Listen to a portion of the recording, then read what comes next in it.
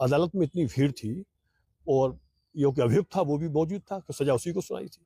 माननीय जनपद न्यायाधीश महोदय ने सजा सुनाई थी, तो उसके चेहरे पर जबरदस्त तरीके से उदासी मैंने देखी और ये महसूस किया कि कम से कम इसको आज ये महसूस हुआ कि इतने बुरे कृत्य का दंड इस मतलब फांसी ही हो सकती है, वो फांसी सजा मुकर्रर हुई है। क्योंकि मामला इतना जघन्य था, इतना विभत्स था कि उसकी कार्रवाई में गवाहों ने भी बड़ी तन्मयता दिखाई और वो बात कही जो उन्होंने देखा, सत्य निष्ठा के साथ अपनी बात रखी। की हत्या के मामले में आज फैसला सुनाया गया है, क्या पूरा फैसला था और किस तरह के न्यायालय ने आज आदेश? माननीय न्यायालय जनपद न्यायाधीश महोदय डॉक्टर बब्बू सारंग साहब ने आज एक फैसला दिया है, बहुत पूरे देश को जिसका इंतजार था, क्योंकि फैसला इस प्रकार का था जिसमें मासूम बच्चे की हत्या हुई थी जिसकी अवस्था 1.5 वर्ष की थी और हत्या इस तरह की थी, इस दुर्दांत तरीके से की थी जिसे बुरी तरह से उठा के पटक के मारा था।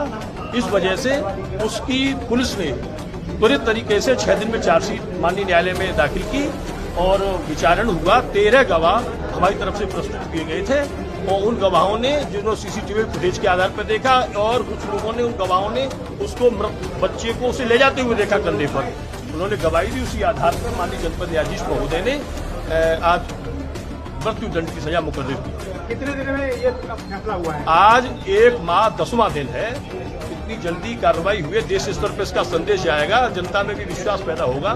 मैं राज्य सरकार की तरफ से क्योंकि हम लोग पैरवी करते हैं तो सरकार के अनुक्रम में भी ये, क्योंकि 0 टॉलरेंस की नीति है अपराध के विरुद्ध, तो उसमें भी कहीं न कहीं ये एक कदम होगा। क्या आरोपी ने कोर्ट में अपना कबूल किया था?